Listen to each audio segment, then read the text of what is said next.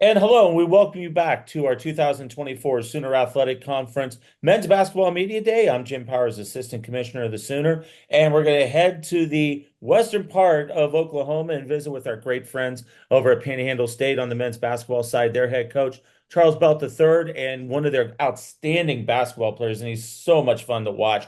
Raul Nunez joins us. Raul, talk a little bit about the preseason. I know last year had some ups, had some downs, but talk a little bit about how last year is transformed into some motivation with your off-season workouts as we get ready for the 2024 season. For sure. Definitely last year was just definitely a big wake up call for me. Definitely went through some ups and downs mentally with the game and everything. But just whenever I entered the transfer portal, I just knew that whenever Coach Bell reached out to me that this was the place to be. It felt like home immediately. And as soon as we got here, we got to work. That's really what it's been. And we're trying to make a name for ourselves this year. We know that last year wasn't the expectation that we had coming into it, but with the revamp roster and everything that we have, it's going to be really fun. The workouts, everything has been complete grind. That's really what it's been. That's what I can call it, complete grind. We've been getting after it every day. The competition's been sky high, and I'm just really excited to get after it. And as one of the seniors in the locker room and out on the court, you've got some people that are there in that veteran group, but then you've got a lot of, new people to your program. What's your leadership style? Are you more of the vocal guy, or are you the lead by example guy, or a mixture of both in trying to get everybody on the same page? Right. I'm a guy. I'm an everyday guy. Vocally, lead by example. I'm just trying to show everybody that the championship pedigree that we're trying to say here, and however it is, however I have to do it is that vocally, getting on the floor, diving on the floor, just trying to let everybody know the importance of how big this year is for us, just because of the makeup of the team we have. So I think we're going to be really good. I think with me being a leader that I am, I think it's really helping us.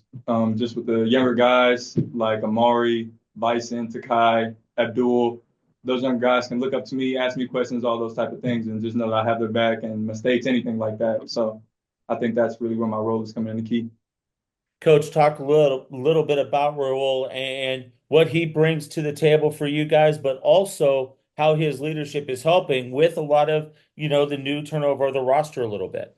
Yeah, absolutely. Raul and I have a really unique story, which is kind of cool. He actually sent me a picture this morning. 4 years ago today, he was on his visit with me he was a high school senior while I was at William Woods University. So I recruited him out of high school to come play for me at William Woods.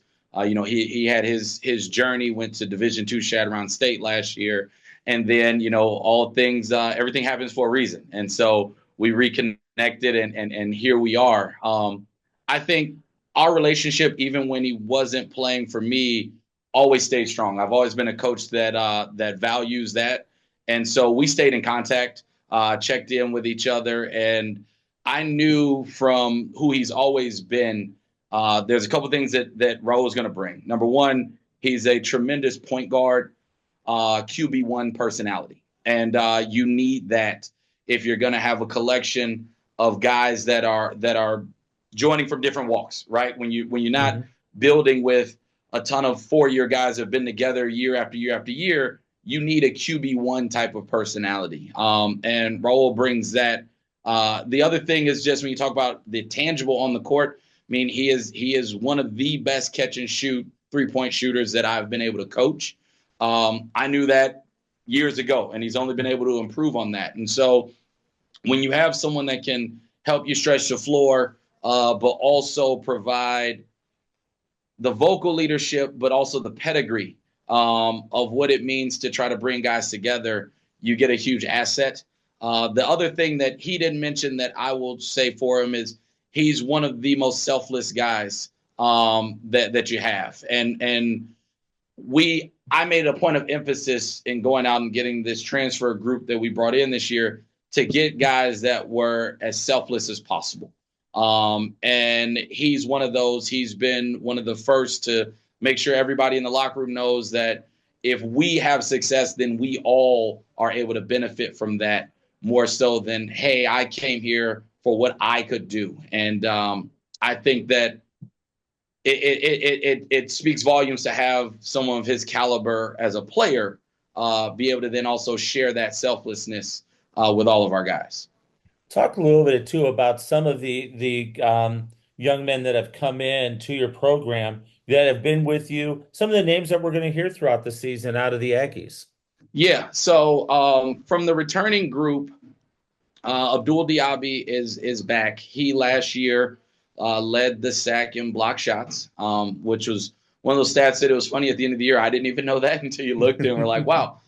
He led the sack and block shots. Very athletic young man that will be able to get back to his natural position now.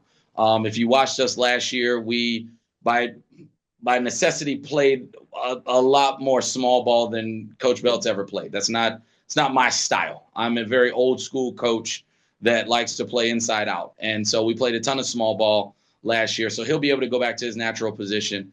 Amari Brown was a tremendous freshman. He had 7 20-point games in the Sooner last year. He was 17 years old. He didn't turn 18 until the end of the season.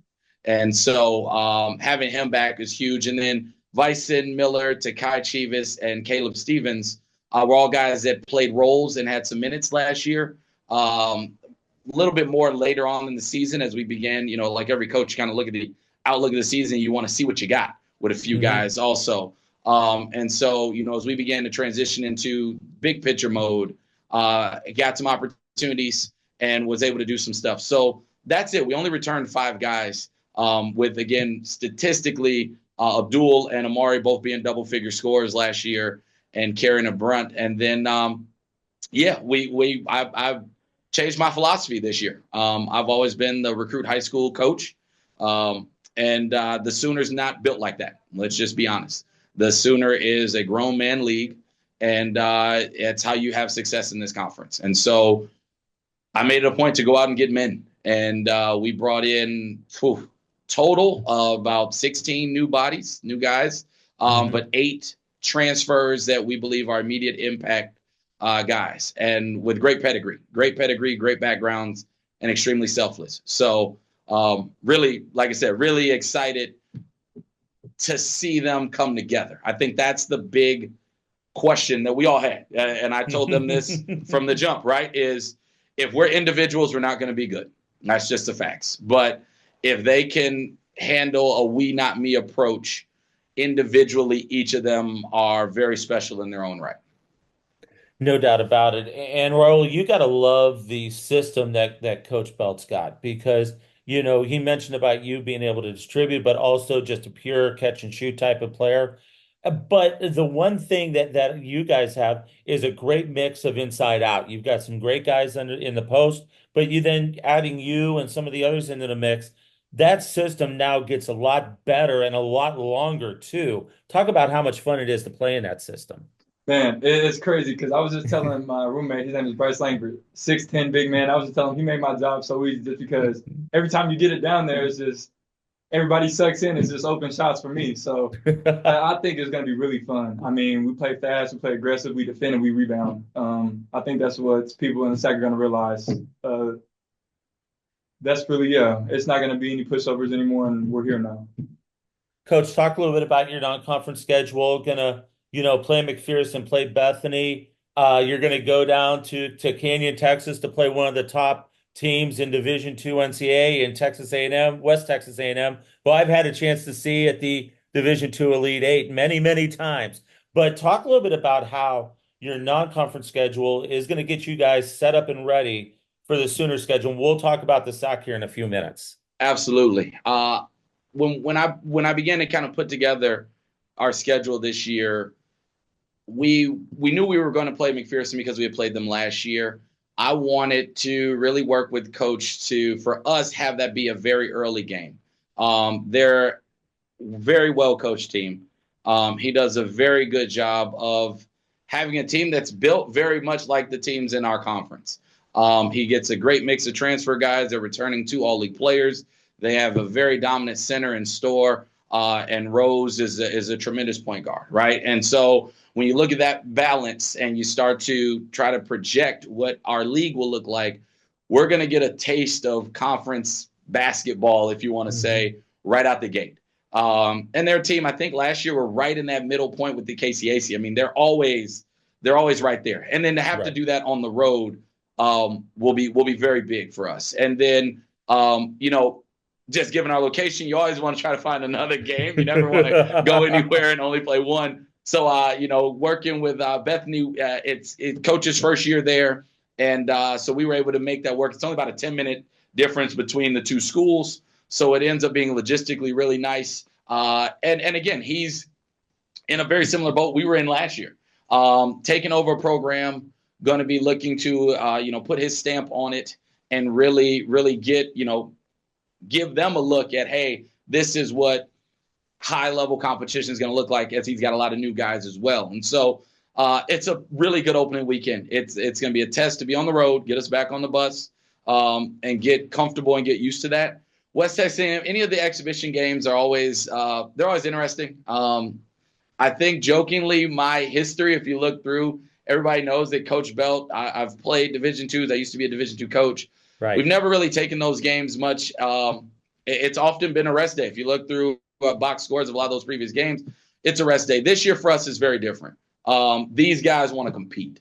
They want to compete. They didn't come here just because they want to be in the Panhandle of Oklahoma, right? They came here with goals, and so every time we line up, let's put it that way, every time we line up, they want to compete. So we're going to go in there and we're going to play that game. It's going to be a great test. Again, I've said this, there's NAIA basketball and then there's Sooner Athletic Conference basketball. Yep. Our teams at the top of our league could play in any Division II conference in the country, period. And I was at Northern Michigan for 6 years. I know what really good D2 basketball looks like. Our league can play in that. If we can go down there and have a good showing, and again, it's exhibition for us, so it doesn't count on the record. It's going to let us know where we are in terms of that top tier of Sooner Conference basketball. So really excited there. And then we played Northern New Mexico College as well. New contract. It's a first. I'm new to this region, so kind of going out west a little bit. But we were able to connect and really excited. They're going to come to us first, and then we're going to go to them. And so I really look forward to. I don't know much about their program. Getting to know their program, getting to know their coaching staff, and kind of learning more about the region. Then you talk about the Sooner. This coach. Raul, I'm sure you've seen it from the outside looking in. The Sooner, in my mind, and I think all of our minds, is the best basketball conference in the nation in NAIA. And this year is going to be no exception. I think we are as deep as a conference this year than what we've been in years past. And there's no gimmies. And Coach, that. There's no gimmies in the SAC. I mean, it's a rock fight every time you take the court on a Thursday night or a Saturday afternoon. Absolutely. It's kind of funny if you look even at last year, we were 2-0 in true road games against the Red River Conference. We went to Houston, Tulsa, and got a win on the road. We went to Our Lady of the Lake and got a win on the road. And then you turn around and you get into conference play, and we don't hide from it. We were 2-20, and I've said it multiple times. If you take our team from last year and you throw us in another conference, I am very confident we finished right in the middle of the pack. We had 6 games last year in this league that were single possession finishes. We had 3 games going to overtime. And so we know, or we're able to learn, the caliber of the teams in this league. For me personally, I had to learn every conference is like a puzzle. And you have to figure out how you need to build your team for that particular conference. And I think that's at every level. You look at every level, that's the game, and that's the fun part as a coach. I needed year one humbly to figure out how this roster needed to be constructed to go out and compete in Sooner games, not just be, able to compete in other basketball games. And so, yeah, I say it all the time. These guys that came here part of why they are here is because they're in the SAC. It was a huge recruiting pitch for not just Raul, but for, if you look through the list of transfer guys that we brought in, the Division II guys, our high-level NAIA guys that we brought, our JUCO guys, was, hey, you're going to play in the best conference in the country. And if you can perform on that stage every night, guess what? People will know who you are, and you're going to prepare yourself to have an opportunity for what life means after college. And of course, for all these young men, graduation's key, but they still have the goal. That's still the opportunities that they look for in their lives. And so being able to provide that opportunity and being in this conference is absolutely huge for that. And Raul, you've just got to be excited to play against some of the top guys in the nation in the NAIA that reside right here in the Sooner Athletic Conference. Right, for sure. With me being from Oklahoma City, I've always known about the SAC from Coach G and Coach Francis, who recently just left. The SAC has always been loaded in. It's always been the best conference in the country. I'm ready to tip ball, really. Like, it's going to be fun. We're going to compete. We're going to be ready. I'm just really excited.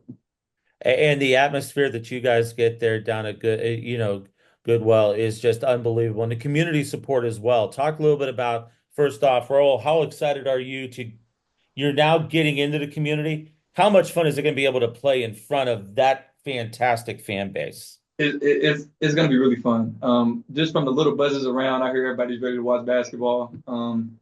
We're planning to really pack it out here, make it really loud, and just produce a winning culture for everybody around just to come watch good basketball.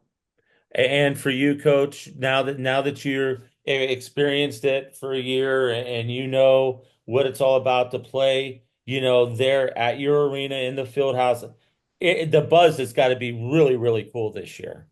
Yeah, absolutely. One thing that we know is we don't compete with other schools, for our fan base. OPSU is the show. We are the destination, if you'd like to say. And so even it was really impressive as a first-year coach, when you're new to the environment, to the community and everything, to see the support that we still had despite the outcomes of some of the games. Some of the home games that came down to the buzzer, the environment is really crazy. It's crazy. And you just, as a coach, appreciate that. It's something that fuels you to provide this community with the type of program they deserve, in my opinion. And not just community. I think that you also have to take a second. We're going to be the team that we are this year because our administration, our athletic director, our president, our CFO, you don't get good athletic programs without those support groups. It's a community thing, but it's also a university thing. That side of the coin has to also want to see its programs take a step. And that comes with the support of being present and being visible and being there, not just for you as a coach, but for your players. But then also, let's be honest, it comes with being able to provide the resources necessary to get the guys that can get you there.